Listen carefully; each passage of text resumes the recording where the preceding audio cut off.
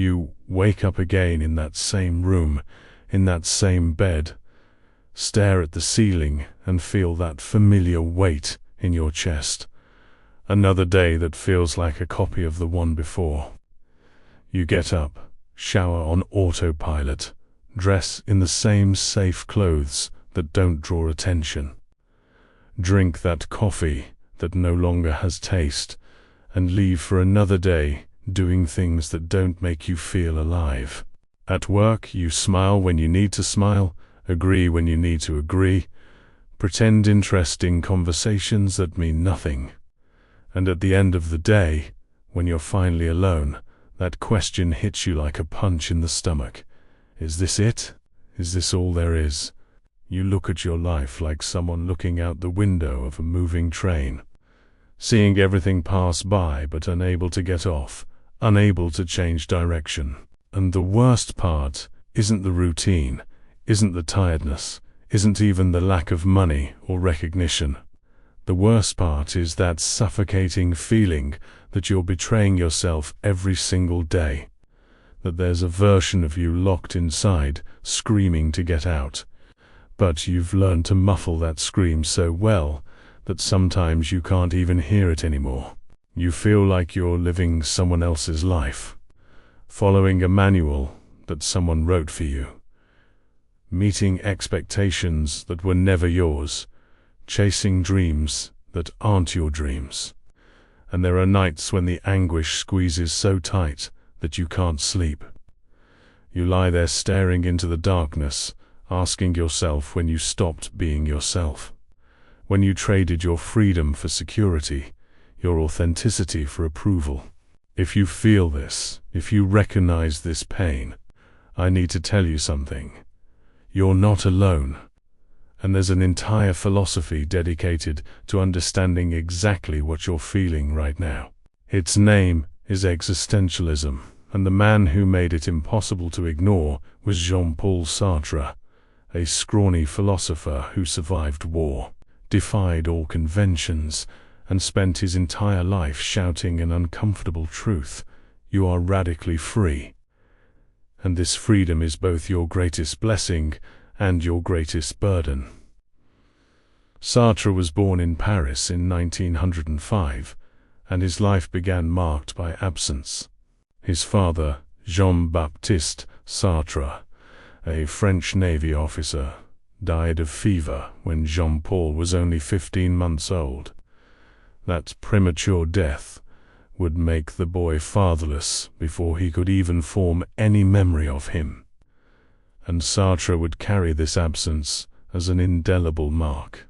Without a father figure, he was raised by his mother, Anne-Marie Schweitzer, and his maternal grandfather, Charles Schweitzer, an imposing man, a German teacher, who dominated the household with his strong personality and unwavering certainties. Sartre's childhood was strange, lonely, marked by an isolation he himself would later describe as fundamental to his formation. He was an ugly child, according to his own brutally honest accounts, with crossed eyes that pointed in different directions, the result of a condition called strabismus that would accompany him throughout his life. This physical characteristic, which might seem like just a detail, profoundly shaped his relationship with the world and with others. Sartre grew up feeling the weight of the gaze of others, that gaze that judges, that categorizes, that transforms you into an object. He knew what it was like to be seen as different, as strange, and this personal experience would become one of the central concepts of his philosophy. The idea that the gaze of the other has the power to objectify us, to temporarily rob us of the freedom to define who we are. Grandfather Charles filled the boy's head with books, transforming the family library into a refuge where Sartre spent hours lost among the pages. There, in that universe of words, he found a freedom that the outside world denied him. He read everything, compulsively, chaotically, and from an early age began writing his own stories. creating worlds where he had control, where he could be a hero, where his appearance didn't matter.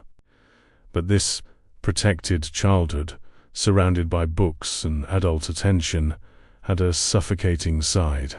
Sartre realized he was being molded, that expectations were being placed upon him, that his grandfather saw him as a kind of project, an intellectual successor. And even as a child, he already felt that discomfort that would become the hallmark of his philosophy. The feeling that we are constantly being defined by external forces, by gazes, by expectations, by social roles that are imposed on us before we can even choose who we want to be.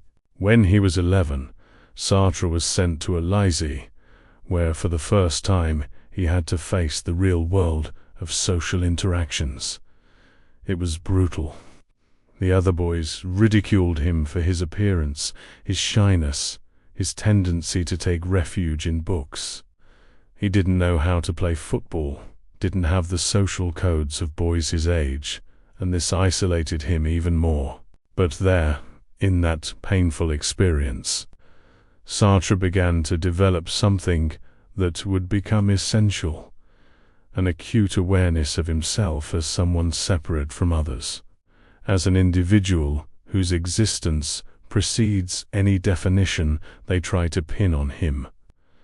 He began to understand that being human means existing first, existing as a pure and empty consciousness, and only afterward, through choices and actions, building an essence, building what you are. Sartre studied at the prestigious École Normale Supérieure, where he dove into philosophy with an obsessive intensity. It was there that he met Simone de Beauvoir in 1929, an encounter that would change both their lives forever. Simone was brilliant, intellectually fierce, and challenged Sartre in ways no one else dared. Between them was born a relationship that would defy all conventions. They loved each other deeply, but refused marriage, refused sexual exclusivity, refused the traditional roles of man and woman. They created what they called contingent and necessary love, a love that was fundamental but didn't imprison them, didn't transform them into each other's property. It was a radical application of existentialist philosophy to romantic life. We are free, even in love, and this freedom cannot be negotiated. Their relationship was a declaration of war against bad faith, against the idea that we need to follow ready-made scripts about how to love, how to relate, how to live together. And despite all the crises, all the mutual betrayals, all the pain they caused each other, they remained together somehow for more than 50 years. In the 1930s, Sartre taught philosophy in French lycées, a quiet bourgeois life that left him restless. He wrote compulsively, novel after novel, essay after essay, but still hadn't found his definitive voice. In 1938, he published Nausea, a disturbing philosophical novel that tells the story of Antoine Roquentin, a man who begins to feel a visceral repulsion for the pure, raw existence of things. Roquentin looks at a tree root and suddenly perceives its absolute contingency, the fact that it exists without reason, without purpose, without justification. It's simply there, excessive, obscene in its pure facticity. And this perception spreads to everything, people, objects, Roquentin himself. Everything exists gratuitously, without necessity, without foundation. The nausea he feels is existential nausea, the horror of realizing that there is no cosmic meaning, no divine purpose, no essence that justifies our existence. We simply exist, thrown into the world, and this existence is prior to any meaning we try to create. Nausea wasn't an immediate commercial success, but it established Sartre as an important voice in French literature. More importantly, the novel contained in literary form the ideas he would develop philosophically in the following years. The idea that existence precedes essence, that we aren't born with a predefined purpose, that we are condemned to be free, forced to choose what we will be without any external guide, without any universal human nature to tell us what to do. Then came the war. In 1939, when Nazi Germany invaded Poland, Sartre was conscripted into the French army. He wasn't a born soldier, far from it, but was sent to the front lines as a meteorologist. The war, for Sartre, began as something almost abstract, a historical event he observed with the detachment of an intellectual. But in June of 1940, when France collapsed before the German blitzkrieg in just 6 weeks, everything changed. Sartre was captured by the Germans and sent to a prisoner of war camp in Trier, Germany. There, confined behind barbed wire, without physical freedom, without the possibility of leaving, he lived an experience that seems paradoxical. It was precisely in prison that Sartre understood, in a visceral and undeniable way, the radicality of his own freedom. In the prison camp, Sartre organized cultural activities, wrote a play, discussed philosophy with other prisoners. He realized that even there, where his physical freedom was completely nullified, in his interior freedom remained untouchable.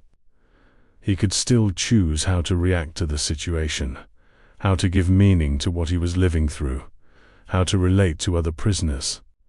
Freedom, he understood, is not just the capacity to do what we want physically. It's something deeper and more radical. It's the fundamental structure of human consciousness. We are free because our consciousness is always transcending the present, always projecting future possibilities, always choosing the meaning we give to the world. Even a prisoner is free, because he can still choose who he will be inside that prison. It's a terrible, frightening freedom, because it means we can't blame anyone for who we are. We can't say that circumstances forced us to be cowardly or cruel or petty. We always choose, always, and this choice defines us. Sartre managed to be released from the camp in 1941, using a false medical certificate that claimed vision problems, which was technically true because of his strabismus, but was exaggerated to secure his release. Back in Paris, now under Nazi occupation, Sartre joined the French resistance. His group, called Socialisme et Liberté, was small and relatively ineffective, but participation was symbolically significant. Sartre was putting into practice his philosophy of engagement, the idea that we cannot be neutral observers of history, that our freedom obliges us to take sides, to make political choices, to assume responsibility for the world we are helping to create. During the occupation, Sartre wrote his most important and most intimidating philosophical work, Being and Nothingness, published in 1943. It's a brick of more than 700 pages, dense, technically complex, that few read to the end, but that established Sartre as one of the great philosophers of the 20th century. The book is a phenomenological analysis of human reality, an attempt to describe the fundamental structures of consciousness and existence. Sartre divides reality into two categories: being in itself and being for itself. Being in itself is the world of things, of objects, that simply are what they are, complete, closed, without consciousness. A stone is in itself. It has no future, no possibilities. It simply is. But the human being is for itself, which means that our existence is never complete, never closed. We are a perpetual project, always making ourselves, always transcending what we are toward what we could be. Before continuing, I want to pause here and speak directly with you. How many times have you felt that you are living a life that isn't really yours? That you're just following a script that other people wrote for you, and inside there exists a silent scream begging to be who you really are? I know it hurts to admit this, because it feels like you're failing, that you should be grateful for what you have, that it's selfish to want more. But I want you to know something. This feeling doesn't mean you're ungrateful or weak. It means you're alive, conscious, and that there's a truth inside you asking to come out. And I'm certain you're not the only one who feels this. Go to the comments now and write this: I am living someone else's life. It might seem simple, but when you put it into words, something changes. And you know what happens?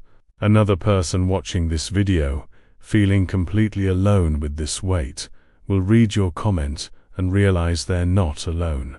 Your comment might be exactly what someone needs to hear today. So go ahead, without fear, without shame. We're here together in this search. The central concept of being and nothingness is radical freedom. Sartre argues that we are not free despite our circumstances, but that we are free because we are human, and this freedom is absolute at the level of consciousness. Even a slave is free, because he can choose how to give meaning to his slavery, how to react to it, what values to adopt in the face of it. This doesn't mean that external circumstances don't matter. Sartre isn't saying that poverty or oppression are irrelevant. What he's saying is that even in the worst circumstances, we are never reduced to mere passive objects. There is always a margin, there is always choice, there is always responsibility. And it's precisely this responsibility that terrifies us. It's much easier to believe we are victims of circumstances, that we have no choice, that the world or fate or God is responsible for who we are. But Sartre destroys this comfort. He says, you are responsible for yourself, completely, absolutely, and there's no way to escape it. One of Sartre's most disturbing concepts is bad faith. Bad faith is the attempt to flee from our freedom, to hide behind social roles, fixed identities, excuses. It's when the waiter identifies completely with his role as waiter, performing the waiter in an exaggerated way, as if this were his essence, as if he couldn't be anything beyond that. It's when we say things like, I'm shy by nature, or I was born this way, as if there were a human nature that determines us, as if we couldn't choose to be different at every moment. Bad faith is the lie we tell ourselves to avoid the anguish of freedom, because being free is anguishing. It means there are no excuses, no alibi, no one to blame. You are the result of your choices, and if you don't like who you've become, the fault is yours, and the responsibility to change is also yours. Sartre also explores the gaze of the other as a fundamental dimension of human existence. When another person looks at me, they transform me into an object. Suddenly, I am no longer just a free and fluid consciousness. I am something defined, categorized, judged. Sartre's famous example is of someone spiring through a keyhole. While you're spiring, absorbed in the action, you are pure consciousness, pure subject. But then you hear footsteps in the hallway and realize someone might see you. In that instant, you become an object under the gaze of the other. You feel shame, because shame is always shame before someone. The gaze of the other reveals to me a dimension of myself that I don't control, shows me that I also exist as an object in the world of others, that my freedom is not absolute because it's always in conflict with the freedom of others. Hence Sartre's famous line in his play, "No exit, hell is other people." Not because others are evil, but because the gaze of the other has the power to objectify me, to rob me of my subjective freedom, to transform me into a defined thing. With the end of the war in 1945, Paris was liberated and Sartre emerged as an intellectual celebrity. Existentialism became a cultural phenomenon, almost a fashion. Young people gathered in the cafes of Saint-Germain-des-Prés, wore black, smoked cigarettes, discussed anguish and freedom. Sartre was the involuntary guru of a generation that had survived the war and no longer believed in the old certainties.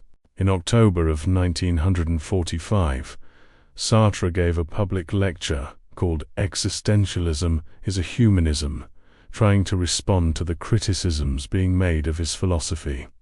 Critics said that existentialism was nihilistic, that it denied values, that it led to despair. Sartre responded that existentialism, on the contrary, places all human responsibility and dignity back in the hands of the individual. If there is no God, if there is no predefined human nature, then we are the ones who create values through our choices. And when we choose not only for ourselves, but for all humanity. Because by acting, we are saying that this type of action is valid, is human, is desirable. It's an overwhelming responsibility, but it's also what makes us truly human, what makes us creators of meaning in a universe without intrinsic meaning. Sartre believed that the intellectual could not remain neutral. He had to engage, had to take sides in the political struggles of his time. In the post-war years, Sartre moved increasingly closer to Marxism and the French Communist Party. Although he always maintained a complicated and critical relationship with the party, he saw in Marxism a tool to understand the social and economic structures that limit the concrete freedom of people.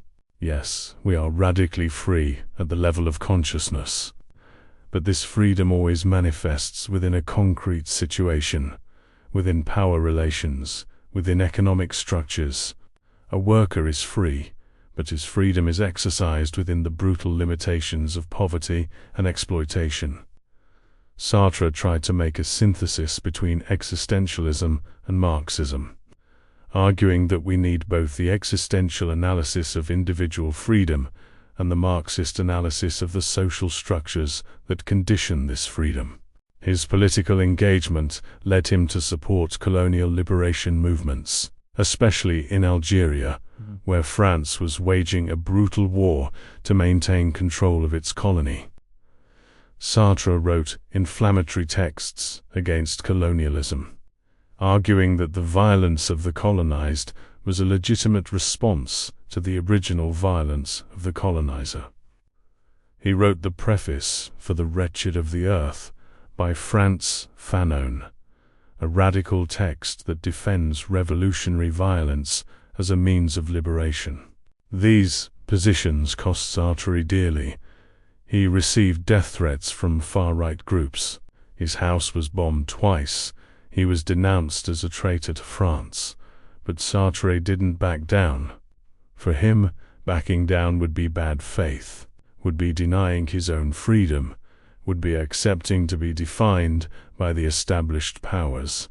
In 1964, Sartre received the Nobel Prize in Literature, the greatest honor a writer can receive, and he refused it. The refusal caused a worldwide scandal.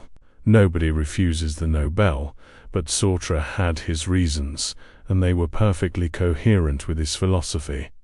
He argued that accepting the prize would be to let himself be institutionalized, would be to accept being transformed into an official writer, into a figure of the establishment. He said that a writer should not let himself be transformed into an institution, that he must maintain his independence, that he cannot accept honors from any established power, whether a capitalist or socialist. Sartre also said he was refusing because the prize was awarded by a Western institution, and he didn't want to appear to be taking sides in the Cold War conflict.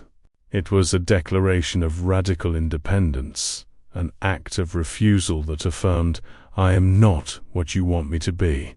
I don't accept being defined by your honors. I remain free."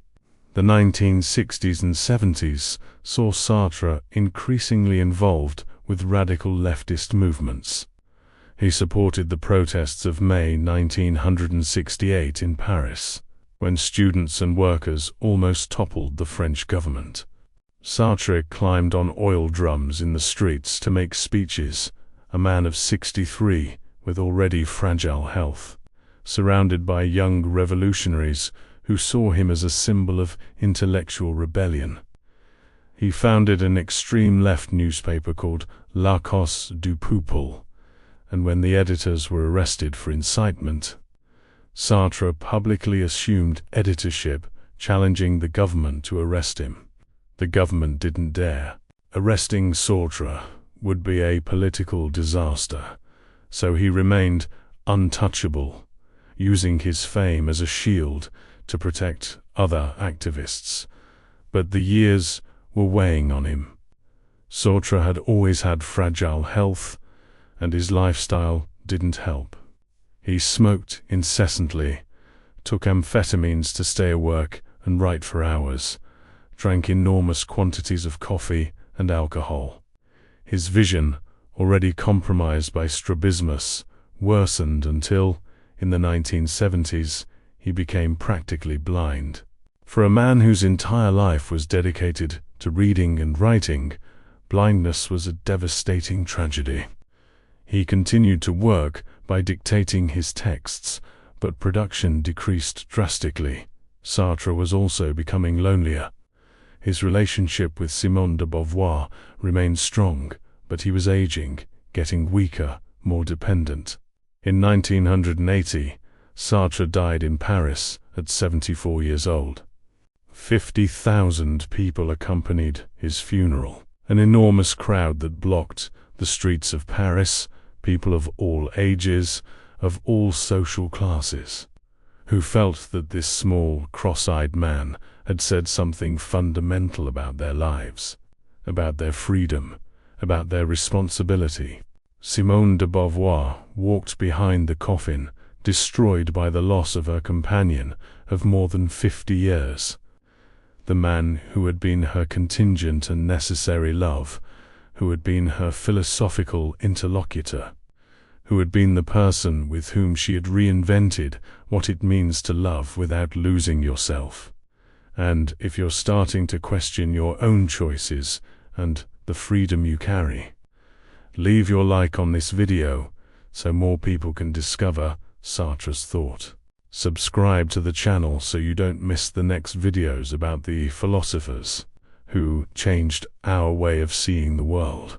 Sartre's legacy is complex and contradictory, exactly as he would be the first to admit. He himself lived in constant bad faith in certain aspects. He defended socialist revolution, but lived as a bourgeois intellectual, frequenting expensive restaurants, surrounded by admirers. He spoke about equality, but maintained hierarchical relationships with many of the women in his life. He criticized colonialism, but wrote from within the comfort of Paris, never having experienced colonial oppression in his own flesh. Sartre was aware of these contradictions, and perhaps that's why his philosophy is so honest. It doesn't promise that we'll be perfect or consistent, only that we are free and responsible, and that this freedom is both our glory and our burden. Sartre's existentialist philosophy may seem depressing at first glance. There is no God, There is no cosmic meaning. There is no human nature to guide us. We are alone, thrown into an absurd world, condemned to be free, forced to choose without any guarantee that we're choosing correctly. But there's something deeply liberating in this vision too. If there is no predefined human essence, then you can become anything. You are not trapped by your past, your family, your social class, your trauma, your shyness, nothing. You are in constant process of making yourself, and at every moment you can choose to be different. At every moment you can act with courage when before you acted with cowardice, can be generous when before you were selfish, can be authentic when before you were dissimulating. Nothing is fixed, nothing is determined. You are an open project, and as long as you're alive, as long as your consciousness exists, you will have the possibility to change, to choose, to be free. What Sartre offers us, in the end, is not a formula for happiness or a guide to the good life. What he offers is an honest and brutal description of our condition. We are free. Radically free. And with this freedom comes total responsibility for who we are and for the world we are creating. We can't blame God, we can't blame nature, we can't blame circumstances. We choose always, and these choices define us. And perhaps the greatest challenge Sartre leaves us is this: to live authentically, without bad faith, fully accepting our freedom and our responsibility, without hiding behind excuses or social roles or comfortable determinisms. It's a terrible challenge, but it's also the only path to a life that is genuinely ours, a life that isn't lived on autopilot, a life that does justice to the frightening and wonderful freedom we carry within us. Sartre wrote in Being and Nothingness that we are condemned to be free, but perhaps we can reformulate that sentence in a less somber way. We are graced with freedom. Yes, it brings anguish. Yes, it brings responsibility. Yes, it takes away all comfortable excuses. But it also makes us fully human, fully creators of meaning, fully responsible for our lives. And in a world without gods, without predefined essences, without traced destinies, perhaps this freedom is the most precious thing we have, the only thing no one can take from us. Not even when we're imprisoned behind barbed wire in a camp in Nazi Germany. Not even when we're blind and dying in a hospital room in Paris. Sartre's life is a demonstration that living according to one's own philosophy is almost impossible and always contradictory, but that the attempt itself is already a form of authenticity. He wasn't a saint, nor did he pretend to be. He was a man who smoked too much, drank too much, took too many amphetamines, who betrayed and hurt people he loved, who sometimes supported causes he shouldn't have supported, who sometimes remained silent when he should have spoken. But he lived intensely, he chose, he engaged, he never hid behind neutrality or indifference. And perhaps that's the most we can ask of a philosopher, not that he be perfect, but that he take his ideas seriously enough to try to live them, even knowing he will fail, even knowing that contradiction is inevitable. Today, decades after his death, Sartre remains relevant because the problems he addressed haven't disappeared. We still struggle with questions of authenticity versus bad faith, still hide behind social roles and fixed identities, still try to flee from our freedom because it's too frightening. We live in an age of infinite choices and paradoxically feel more trapped than ever. Trapped by expectations, by algorithms, by social pressures, by anxieties. Sartre would remind us that even in this apparent prison, we are free. Free to choose how to react, free to give meanings to our situation, free to act differently. and that this freedom, however frightening it may be, is also our only way out, our only chance to live a life that is genuinely ours, and not just a poor copy of what others expect from us. If you made it this far, it's because something inside you is seeking answers that the world around you can't give. This restlessness you feel, this sensation that there's something more authentic waiting for you, it's not weakness. It's the first sign that you're ready for a real transformation. This channel exists exactly for people like you, who aren't satisfied with shallow answers, and who have the courage to look within, even when it hurts. Here, every week, I bring new videos exploring the philosophers who can illuminate this path you're walking, always with the same depth and care you saw here. It's not about accumulating empty knowledge. It's about finding real tools to live with more freedom, authenticity, and purpose. Subscribing to the channel is a small act, but it can be the beginning of a journey that will completely change how you see yourself and your choices.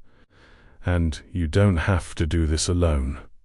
There's an entire community here in the comments, people who feel what you feel, who fight the same struggles. Click that subscribe button, turn on notifications, and let's go together on this search for a life that's truly worth living. You deserve this clarity. You deserve this freedom.